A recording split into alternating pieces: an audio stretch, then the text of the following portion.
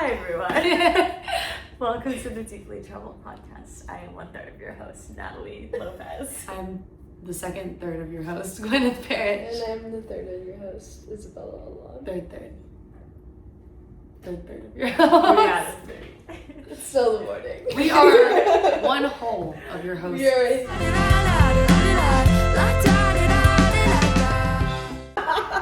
So yesterday we shot Isabella's Music video for the song that's actually the intro of this podcast as well. It's called Get Out. You should stream it. It's under my name. What's the Isabella song about? Alon. And it's about leaving your hometown to pursue your dreams but you do it with your best friends. Let's talk about it. Let's talk about Let's talk about that. So, okay, funny enough, I actually wrote this song by being inspired by a movie. Sorry, guys. But I saw myself in the movie. So why were we in the music video? Wait, I saw myself. I always loved that movie because I saw myself as this character. So it's kind of related to you guys as well.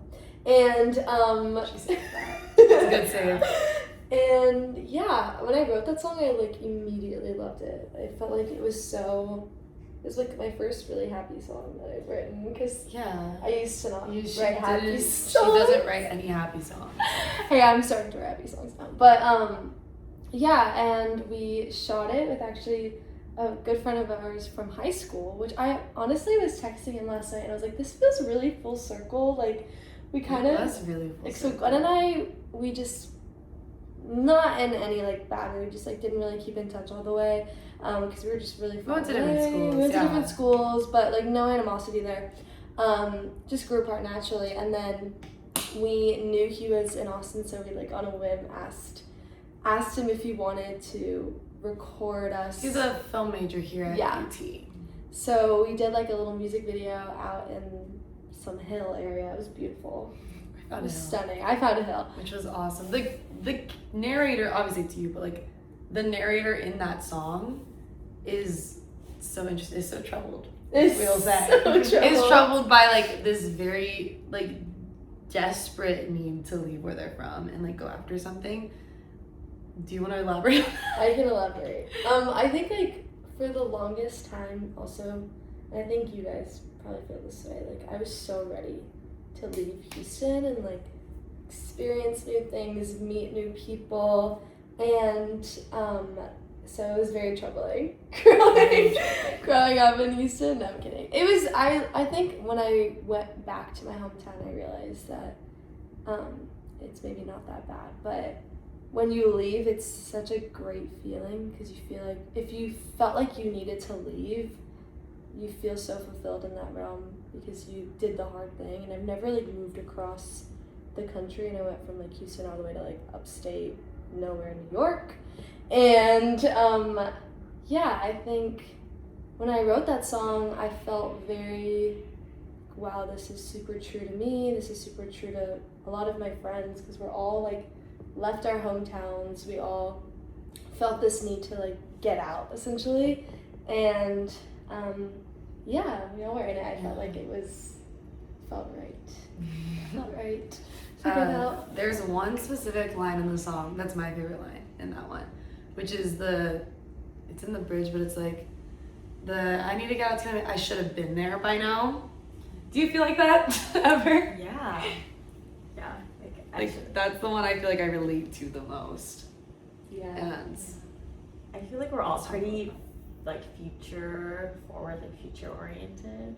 So I should have been there by now. It's kind of why are we you're kind of stuck, seeing the present as a stuck moment versus in the future, that's where I want to be and I want to be there right now. But I feel I struggle with that sometimes where I'm always thinking of the future too. So it's hard to balance between your dreams and aspirations and the future and actually being where you are and being a part of the journey. I think that's really hard. It's trusting your timeline, but also when is it you're getting in the way of your own timeline because of your own insecurities or self-doubt. Do you think that feeling is healthy or harmful? That I should have been there by now. Do you think thinking like that is something that's good and motivating, or do you think there's an extent where that almost is you're putting like unrealistic expectations on yourself? I think that's a loaded question. Sorry. No, and like I like the question. I feel like I don't know. I wonder sometimes if like I'm just going through the motions by design, and I think I should have been there by now feels very true to me and not in a harmful way. It's more like I need to do this for myself. Like I should have been there by now. Like I gotta get out. I'm just quoting myself, but yeah, essentially that. And yeah, I think like lock the doors, silent our parents, like you'll get it when you watch it. You'll get say it. Say every line of the song, and that's your response to the question. Right. I don't know. I don't know. I think it definitely motivates me because it's like I'm just constantly reminding myself like it's time to do what I'm scared of. But yeah. What about you? Do you think it's harmful or helpful? Could be both. It really just depends on your perspective. Like, how are you using it to propel you forward, or to degrade yourself and be like, hey, like I'm not doing enough. Like Yeah. it depends on like your own mindset about it. Yeah, because when I first heard that line, it had me spiraling. But sorry. it had me think, just because I think in like specifically my field, I'm in performing arts, and there's a lot of people my age who are doing exactly what I want to do already. Mm-hmm. Like you look up and you see like McKenna Grace, this incredibly talented actress who has all these roles, and I'm like, dang, like I wish I could be in that position. Like there's young Hollywood is a very prominent thing. Mm-hmm. So for me, it's like, there are people my age who are there by now. Obviously, their circumstances are very different. Their pathway is very different from mine. So it's like you said, finding that balance of like, it's attainable, and I know that, so I need to be putting the work in to attain it because there is space in this industry for me, for people like me, for people my age. But then also giving yourself the grace on that as well. Like the sole motivation just be to catch up. I don't want to feel like I'm catching up. I want to feel like I'm finding my own journey, but I do want to act, you know? And I want to hit the point where I'm like an actual consistently booked actor. Mm-hmm. So that's just when I hear the song, that's one of the like the things that I feel. So I'm glad we talked about it. That's what I think is so fun about music, is just like there's so many perceptions of it, and it affects you in very different ways depending on the song and the person. Like I think that's why I kind of like to write maybe more a little ambiguously in some ways, where you can like create your own storyline amongst the music. But yeah, I like that you thought of it that way though. Sorry, I gave you some trouble. I gave you some trouble. You made me feel, some would say, deeply Deeply troubled. troubled. Cut that out, actually. I don't want that going in. Oh, God.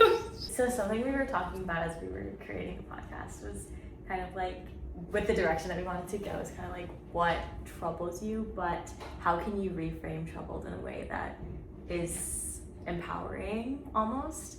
And like I feel like good friendships, like you're able to just like sit in the trouble together and like just know that like, you know, we're all here together, and like that's almost the only thing that can like really relieve your troubles. So yeah, like what does being troubled mean to you guys? That was so well said. That was, I have no notes. What's the answer to the question? I also think like troubled always just like had this negative connotation where it's like, that's a troubled kid. You know what I mean? It's a troubled child. It's a troubled child. But it's kind of, I don't know, there's some like mischievous to it that I'm like, like maybe I'm a little troubling, but I just like to question the world and question things. But I honestly think it's a gift because you allow yourself to like be bold and kind of be yourself more.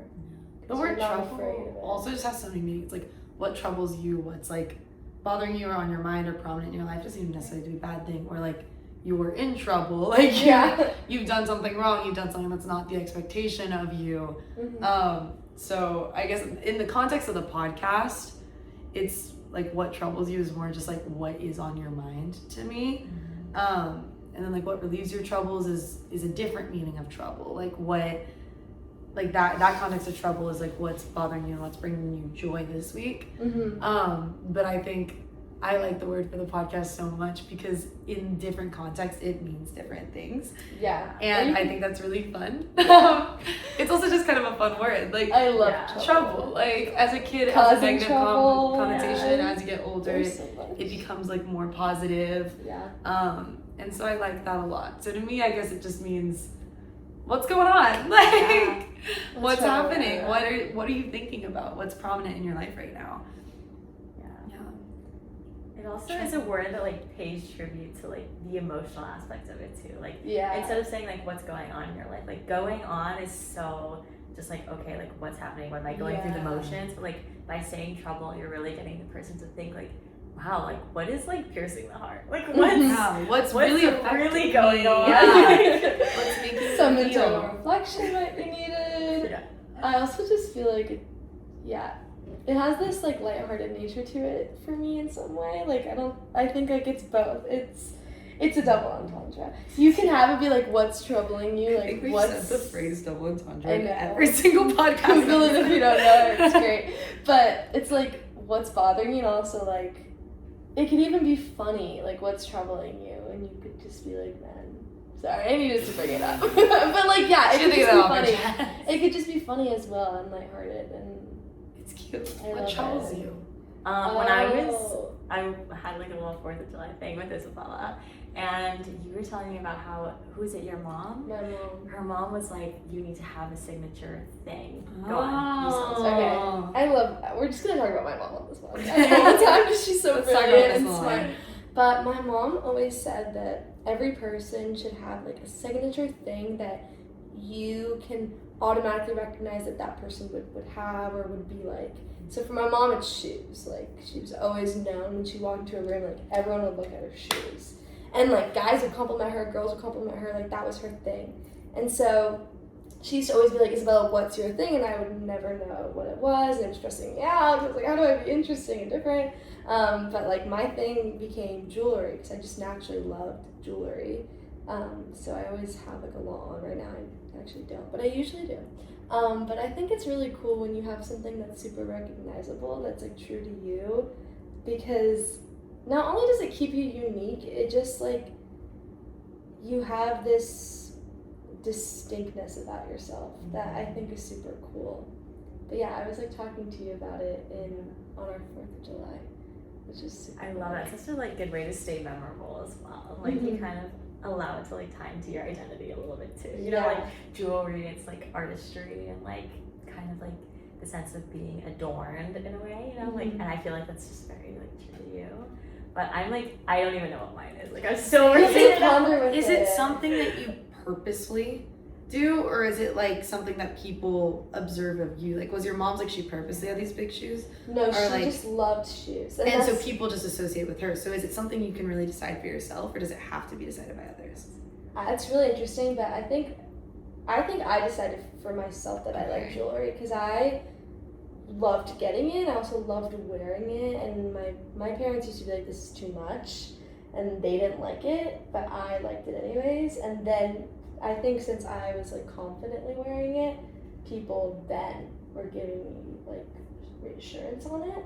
But yeah, because I always associated this thing with you. Like when I see the other people have handshakes. it, I'm like, oh, I think of Isabella. I love that, guys. That's really cute. But yeah, I think you can create your own. Does it, I have a lot of logistics questions. Yes, ask me the logistics. Does it have to be something that's physical? No, doesn't have to be. Just like stuff people associate with you? Yeah, like even with you, I feel like you have a lot of unique traits. Like you have 2 different eye colors, you have bangs, you have like, in that realm, that's your thing. But it's also just like knowing your thing makes you feel like even. So something you have to own. Yeah, I think you have to have. What are the rules of the signature thing? I think you have to have ownership of it. Yeah. I think it helps when it's like a physical thing, like a visual thing, as in, you know, like. Okay. Yes. I remember thinking, there's this one girl on TikTok or on Instagram Reels, whatever, who does the like 10 things that are like so rock and roll. Have you seen this? Yes. I love Or she's it. like, You would love yeah, it. such she's a- like, what's elegant? Yes, yes. And one of the things is like it's so rock and roll when like people have a thing, like same thing. and one of her friends was like, she would say that one of her friends would dress in like all, was it monochrome or like all one color, and like that was her thing. Like she would only wear one color like sets, and I'm like, that is so cool. Like, so I guess like presentation wise, like you have a thing, because obviously we have like personality things. Yeah. Like, you're very into soccer and like, you know, like books, all of this, like, but you all have like things that make up like on the inside. But like if you don't like have like a presentation, so maybe it has to be physical then. Yeah, That's I what guess the I'm thinking. signature. Yeah. What we were discussing now. That's so interesting. Because I feel like I've heard the exact opposite. I've known people who they refuse to repeat an outfit exactly the same. Do you know this? But then that's there was a girl on our drill team who her like don't say. Actually, I forgot. And I thought it was so cool. She explained to me one day that every single day she curates her outfits to not repeat an outfit she's worn before, just in the matching of it, which I thought was very interesting. That's her thing. Is that physical. her thing? Because it's physical. Like you see what she would like, right? I guess it is that. Yeah, that's so cool. That's really interesting. Interesting. I also think it makes you like, it's almost a like it's like showing outside world, but it's also like a personal like understanding. This is my thing. Of yourself, because you're like, this is mine, and like it's fine if other people have the same thing, but it makes you feel like you have more of an identity. I wear the same rings every day until I lose them. Could be So your now thing. there's only one, but You in the create exact your same own spot. thing. Could be that. I choose. You choose. I choose this ring as my thing. What do you choose? Oh, I'm working on it. Figure it back out with and it come back to next us. We find out to the next podcast. Yeah. Stay tuned to find out what Natalie's signature thing is. Natalie's signature thing, if it wasn't physical, is smelling like coffee all the time. I think that should be my thing. I was just telling them as we were making coffee this morning. I have an espresso machine, and in high school, I would like, someone told me, like one of our friends told me, they're like, you smell like coffee. Yeah, I'm it was like, me. Yeah, you as well, but like also a few other people. And I was like, yeah, you know what? I kind of liked like saying, like people saying like I smell like coffee. Like I want to smell like coffee. And so I You would did? like, I did purposely, because I would literally like take my hair and like as the Nespresso was brewing, I would like stand on like over the Nespresso machine so it would like infuse into my hair. You just and, like, needed to my get her body. coffee. I feel like I've been lied to.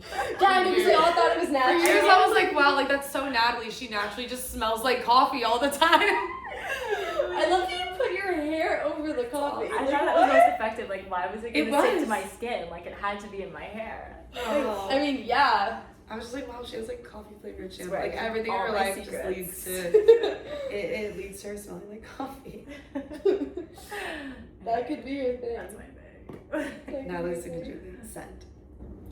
But I also like the non-physical things about people too that make up that person. So That's like, personality. yeah, but it's like, but when people Wait, I know what you're saying. Yeah. I think I know what you're going. Like I think there's one of like most cute, like it's not a form of like love language, but kind of is like, this reminds me of you. Yes. Or when I hear this song, it makes me think of you. When I see this thing, it makes me think of you. Yes. Is that what you're talking about? Yes. It's like I think it's I don't even know how to explain it, but it's like you just know it's that person. Yes. And it's so cute. that's like my favorite compliment. It's like Yes. this thing I associate with you, and I'm like, aw, Yeah. really? Because then you feel understood. Yeah, You feel less troubling. less trouble. Or you're troubled together. Aw, Like us. I think we're losing the plot on trouble a little bit. And wrap. And with that, Yeah. thank you for joining us on today's episode of the podcast. Woo! We'll see you next time. Stay troubled. Oh wait, what's relieving your troubles? We didn't ask the question. My Nespresso machine. You're an espresso. My troubles would be relieved by the egg and avocado toast I had this morning. Like it really did just hit exactly where I needed it Can you to. pass me that mug? My troubles were relieved by how perfectly shaped this mug is. You have to explain it for the people who are listening. And help. I just exposed myself for your roommate. I'm sorry, I used your mug. We were all out of We mugs. found I took good care of her. She's all okay, I promise. There's a handcrafted mug in Natalie's cabinet that is just the So most perfect beautiful. handcrafted mug ever. And it's pink and cute and perfect. Mexico City. Have you seen that edit of like Demi Lovato? They're like, she's like, "What's your favorite?" What's your favorite dish? Yeah, she goes, "What did she say?" Is that what it is? Wait. It was something. This is what I feel like. Oh, I can't be forgetting this. I'm forgetting it right now, but if you know, you know. Anyways, this mug relieved my troubles. Comment down below what relieves yours. Have a good one. Have a good one. Bye. Bye.